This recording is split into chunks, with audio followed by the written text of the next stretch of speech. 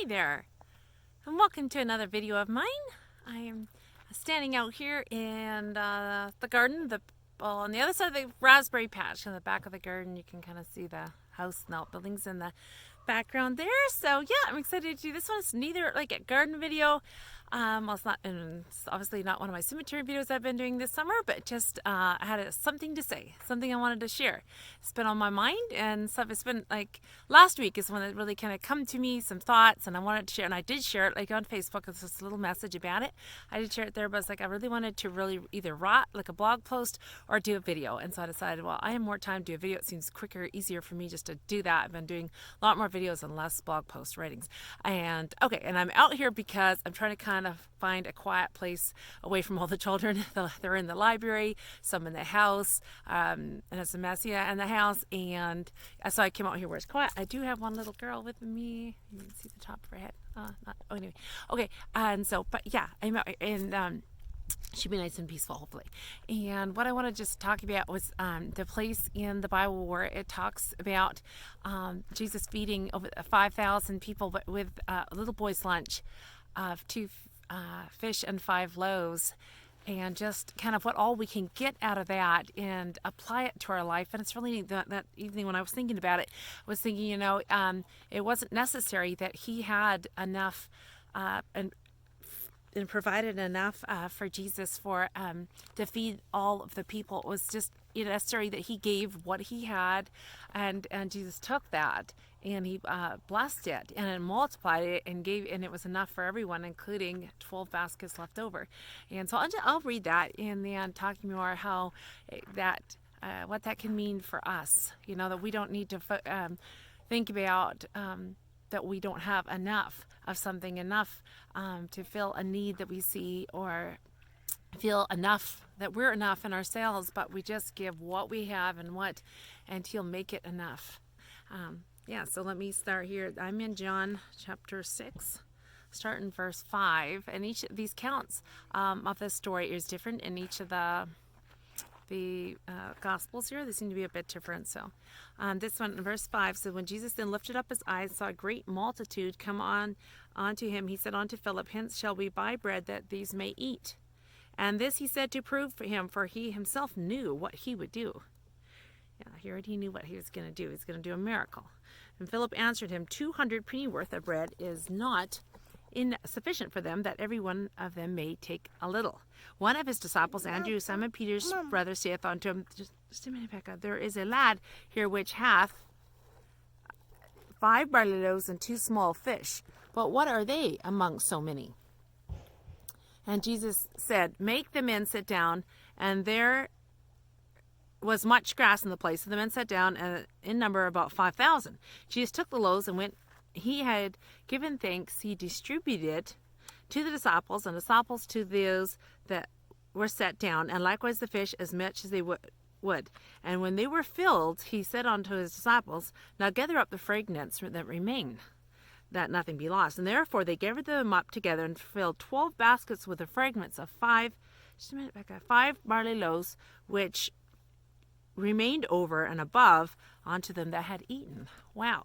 So after they were all fed, there was still 12 baskets remaining. And as I've heard people talk about this one, that there was a basket. There's Becca. There was a basket for every disciple.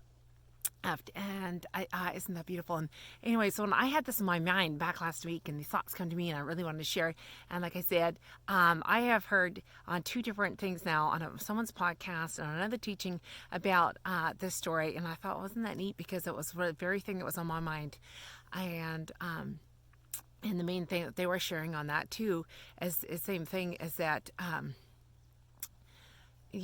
we so too often focus on what we don't have and what is insufficient in our lives, and like to meet needs, and like what can we do because we don't have enough of this, and we lack in this, and instead of focusing on what we do have and giving that up and letting God bless it and you multiply it.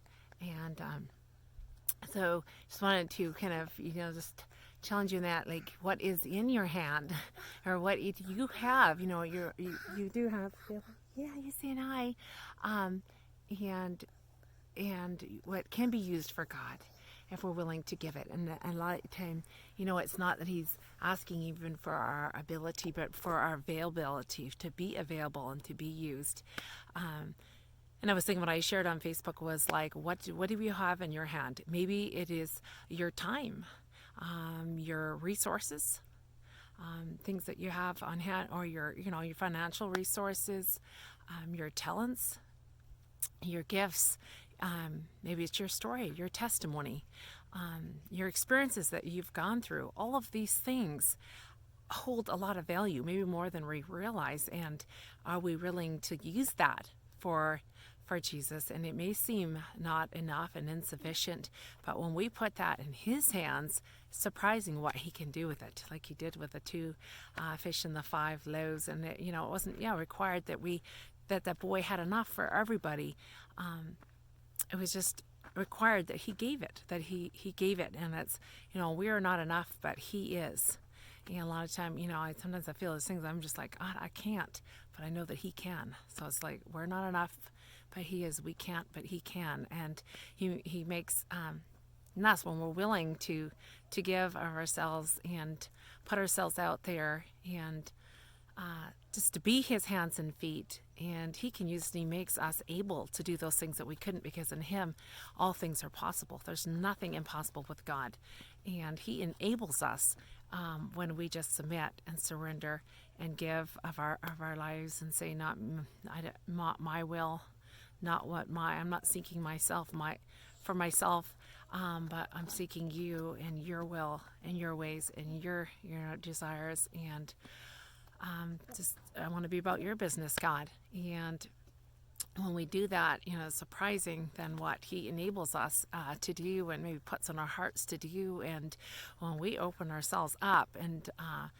make ourselves available, then he can put stuff on our hearts maybe that we never would have thought of doing at all, and realize that, oh, we can do this, or we, these things. And it's just because he's a creative God, and he's a God of does things in ways we would never think, and uses people that we would never think could be used. And you can know that in the Bible stories and in the Bible, that the people and characters and things in their life that maybe that you think that they could not possibly be used, and they had lived a bad life, but God can turn lives around, and he can use all kinds of situations and circumstances and peoples, because that's the kind of God he is. That's what he does.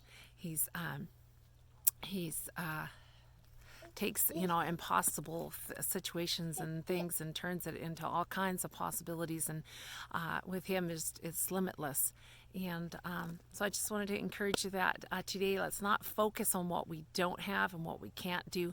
Focus on what we do have, and on who he is and what he wants to do in us and through us. And take these little things we think may be little and meager, but they're really not. I think we may realize that if we thought of it and analyzed, we have more things and availability and things, in our hand, in our grasp, probably than we realize, that can be used for whatever he might be calling us to, and what he's wanting to do in us. And instead of, we always tell God, oh, I can't do this, or I can't do that, I don't have enough of this, or I'm not, and he's just he doesn't, that we don't need to say all that. Just focus on who he is. Not about us and what we lack, it's about him and what he has. And we can just tap into those the resources and give it to him, and he will bless and multiply it, like he did with the 2 fish and the 5 loaves. But we got to be willing to give it. We can't hold it back, and just realize that he is seeking us to step into his work and what he's doing, and he wants us to have that relationship with him and love him like we should, and love his people, that we're willing to do that. And that's what it takes. Like, how much do we love God, I think, is where it comes down to. Are we really here for him and his will, or are we here for ourselves? We got to analyze that, and hopefully each one of us, we're here to serve God with all our heart, with all our soul, and with all our might and mind. And we should need to be passionate, and we'll be passionate to serve God's people, because that's what God is about. That's what the love of God is serving his people and bringing the gospel to those that do not have it, do not know him, and to help the hurting and the lonely and the lost and the suffering.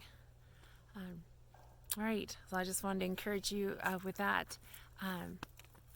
With that story, I just love that story of the 2 fish and the 5 loaves, what God can do when we give it into his hands. And yeah, just hope that you found that encouraging today, that little piece, the little words just that I wanted to share. And yeah, stay tuned for more of my videos that I doing this summer of 2020 for my garden and from the cemetery. I hope and encouragement that I bring from there. So if you haven't seen those, you might want to check those out, and you can check out my website and blog for all that I do there as well. All right, you take care and God bless.